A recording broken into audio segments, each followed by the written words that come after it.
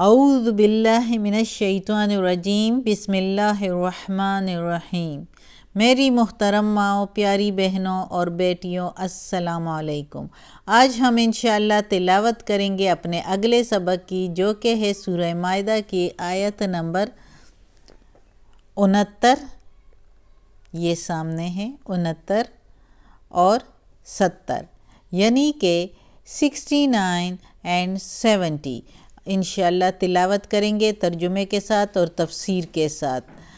اور شروع کرتے ہیں۔ لیکن شروع کرنے سے پہلے بیل کے آئیکن کو پریس کریں اور چینل کو سبسکرائب کریں تاکہ اگلی ویڈیو آپ کو آسانی سے ملتی رہیں، اور ہو سکے تو شیئر بھی کریں تاکہ زیادہ سے زیادہ لوگ دیکھیں، آپ کو بھی ثواب ملے اور مجھے بھی۔ تو شروع کرتے ہیں آج کا سبق۔ یہ آیت نمبر 69 ادھر سے شروع ہوتی ہے، یہ 68 ہے، اور اس کے بعد 69 شروع ہو رہی ہے۔ تو شروع کرتے ہیں۔ اعوذ باللہ من الشیطان الرجیم، بسم اللہ الرحمن الرحیم۔ ان الذین آمنوا، بے شک ایمان والے، والذین ہادوا، اور وہ لوگ جو یہودی ہیں، والسابعون، اور سابعین، والنصارى، اور عیسائی، من آمنا، جو کوئی، من کی میننگ ہے جو کوئی یا کون، آمنا ایمان لائے، باللہ ساتھ اللہ کے، والیوم الآخر، اور آخرت کے دن پر یا آخرت کے دن کے ملاقات پر، وعمل، اور عمل کرے، صالحا، صالح، نیک عمل، بھلا عمل، فلا خوف، پس نہیں ہوگا ڈر، علیہم، اوپر ان کے، علی، اوپر، ہم، ان کے، ولا، اور نہیں، ہم، وہ، یحزنون، رسوا ہوں گے، غمگین ہوں گے، اور نہ ہی وہ رسوا ہوں گے، اور یا نہ ہی وہ غمگین ہوں گے۔ اب اس آیت میں اللہ تعالیٰ کہتا ہے کہ جو بھی مذاہب والے ہیں، چاہے وہ مسلمان ہے، چاہے یہودی ہے، چاہے سابعین ہے، چاہے عیسائی ہے، جو کوئی ایمان لائے اللہ کی وحدانیت پر اور آخرت کے دن کے ملاقات پر کہ دوبارہ اٹھنا ہے، کیونکہ بہت سے لوگ کہتے ہیں کہ دوبارہ اٹھنا نہیں ہے، کہ ایک دفعہ جب مٹی اور ہڈیاں ہو جائیں گے تو پھر کیا اٹھنا، اور کچھ مذاہب والے تو جلا کر راکھ کر دیتے ہیں، وہ سمجھتے ہیں کہ دوبارہ نہیں اٹھیں گے، لیکن دوبارہ اٹھنا ہے۔ تو اللہ تعالیٰ کہتا ہے کہ جو ان چیزوں پر ایمان لائے، جو لوگ ایمان لائے اللہ کی وحدانیت پر اور دوبارہ اٹھنے پر، یعنی آخرت کے دن پر، حساب کتاب کے معاملات پر، تو اللہ تعالیٰ کہتا ہے اور پھر نیک عمل کریں، یعنی ڈر کے نیک عمل کریں، تو وہ لوگ ان پر آخرت میں نہ کوئی خوف ہوگا اور نہ ہی وہ غمگین ہوں گے۔ یہ اس آیت میں اللہ تعالیٰ کہتا ہے۔ اس کا یہ مطلب بھی ہے کہ جو کوئی مسلمان اپنے آپ کو کہتے ہیں، یا یہودی ہے، یا عیسائی ہے، یا سابعین، یعنی اس میں مختلف مذاہب کا، چند مشہور مذاہب کا جو ہے ذکر کیا گیا ہے، تو ان میں سے کوئی شخص، ان لوگوں میں سے کوئی شخص اس لحاظ سے یا اپنے رنگ کے، نسل اور رنگ کے اور پیشہ اور وطن کی وجہ سے، یعنی رنگ مطلب سمجھے کہ خوبصورت ہو، رنگ بہت اچھا ہو تو پیارا ہو، تو یہ کہیں کہ اللہ ہمیں ہماری خوبصورتی کو دیکھ کے معاف کر دے گا، یا پیشہ جو ہے وہ رسولوں والا ہو تو کہے گا کہ ہمیں معاف کر دے گا، یا وطن جیسے مکہ یا مدینہ ہو تو اس کے رہنے والے کہیں گے کہ اللہ ہمیں معاف کر دے گا۔ تو یہ احوال اور خصائص، یہ جو بھی ہے، اس کے لحاظ سے کوئی حقیقی فلاح، کوئی حقیقی کامیابی اور ہمیشہ والی کامیابی حاصل نہیں کر سکتا۔ اس مذاہبوں کی وجہ سے، جو کوئی سارے اپنے مذاہب کو اچھا سمجھتے ہیں، جیسے یہودی کہتے ہیں کہ ہم یہودی ہیں، عیسائی کہتے ہیں کہ ہم عیسائی ہیں، ہم جنت والے، سابین کہتے ہیں، سابین وہ لوگ ہوتے ہیں جو ابراہیم علیہ السلام کو اپنا پیغمبر مانتے ہیں اور جو زبور کو پڑھتے ہیں، تو یہ لوگ سابین ہوتے ہیں۔ یہ بھی بہت پرانی نسل ہے جو اپنے آپ کو سابین کہتے ہیں۔ سارے مذاہبوں سے ملا جلا انہوں نے اپنا ایک مذہب بنایا ہوا ہے، سب میں سے جو ان کو اچھا لگا تو ملا کے اپنا ایک مذہب بنایا ہوا ہے۔ تو یہ لوگ ہو چاہے جو بھی اس مذاہب میں سے ہو، تو اللہ تعالیٰ کہتا ہے کہ ان کے حسب و نسب پر یا ان مذاہب کے تھرو آپ لوگ اللہ کی قربت حاصل نہیں کر سکتے، آپ لوگ کامیابی حاصل نہیں کر سکتے، ہمیشہ کی کامیابی یعنی جنت لینا، کیونکہ آخرت میں جس کو جنت مل جائے تو وہ ہمیشہ کے لیے پھر ادھر رہے گا، تو وہ ایک ہمیشہ کی کامیابی ہے۔ تو وہ یہ لوگ تب تک نہیں حاصل کر سکتے اللہ کی قربت، اس وقت تک حاصل نہیں کر سکتے جب تک کہ وہ ایمان اور عمل صالح نہ اختیار کر لیں۔ جب وہ ان کا ایمان ہوگا اور وہ عمل صالح کریں گے تو اس سے اس کو کامیابی حاصل ہو سکتی ہے۔ اور جو کوئی اپنے آپ کو جو ہے وہ اللہ کی قربت کا دعوے دار کہتا ہے کہ میں اللہ کے زیادہ نزدیک ہوں اور قریب ہوں اور اللہ کا پسندیدہ انسان ہوں، نیک انسان ہوں، تو وہ اپنے آپ کو ان چیزوں پر جو بتایا گیا ہے کہ وہ اللہ پر ایمان لاتے ہیں یا عمل صالح کر سکتے ہیں، تو یہ خوب سوچ سمجھ کے ایمانداری کے ساتھ کہ میں ان اعمال پر، ان چیزوں پر پورا اترتا ہوں، کہ میں جو ہے وہ اللہ کی فرما برداری کر رہا ہوں، اللہ نے جو احکامات بھیجے ہیں اس کو پورا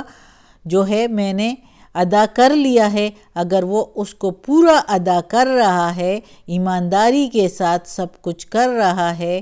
تو وہ پھر اللہ کی قربت اور کامیابی کو سمجھے کہ اس نے حاصل کر لیا۔ اور اگر اس پر وہ پورا نہیں اترتا تو وہ اپنے آپ کو اللہ کے غضب کا جو ہے وہ سمجھے کہ اللہ کے غضب کے نیچے آ گیا ہے، اللہ کے غضب اور قہر کے نیچے آ گیا ہے۔ اور جو اس اللہ تعالیٰ کے ان احکامات پر پورا اترتا ہے تو وہ سمجھے کہ اس پر کوئی خوف اور خطر اس کو نہیں ہوگا، نہ وہ آخرت میں رسوا ہوگا اور نہ دنیا میں، کیونکہ اگر کوئی ظالم ان کے ساتھ جو ہے سختی بھی کرے تو اللہ کے ہاں تو وہ سرخرو ہے، وہ اللہ کی رضا کے لیے سب کچھ کرے گا،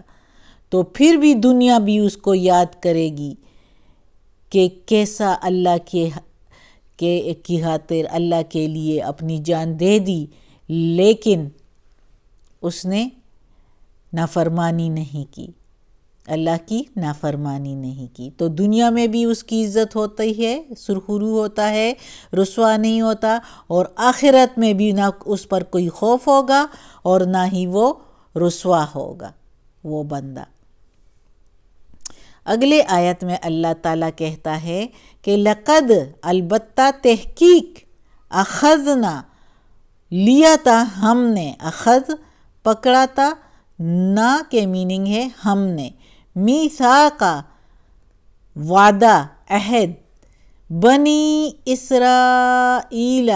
بنی اسرائیل سے، اسرائیل کی اولاد سے، یعنی یعقوب علیہ السلام کی اولاد سے، یعنی یہودیوں سے، وَأَرْسَلْنَا، اور بھیجا ہم نے، وا کے میننگ اور ارسل کے میننگ ہے بھیجا، نہ کے میننگ ہے ہم نے، ادھر بھی نہ ہے یہ بھی نہ ہے، نہ کے میننگ ہمیشہ ہم نے یا میں نے کے آتا ہے۔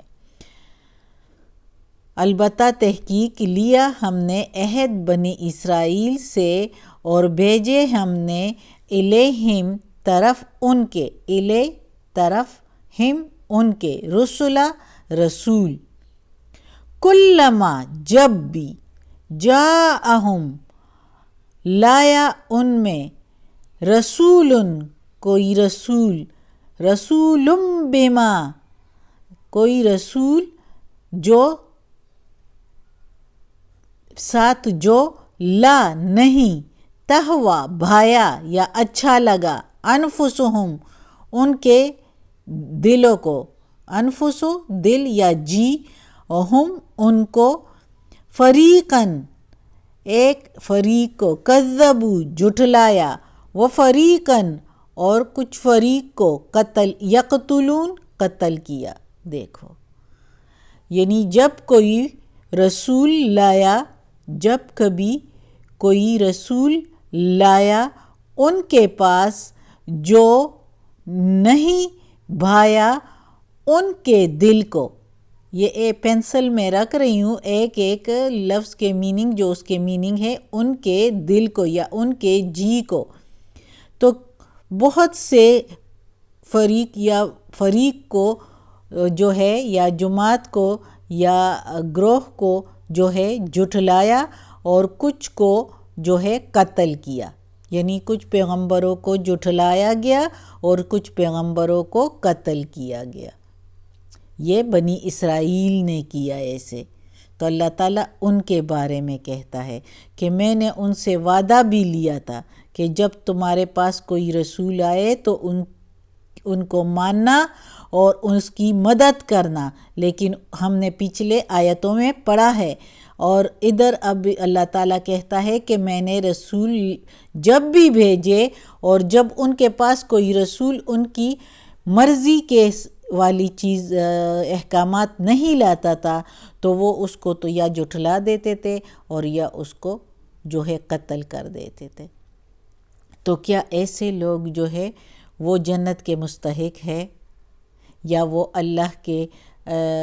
قربت کے دعوے دار ہو سکتے ہیں؟ کبھی بھی نہیں۔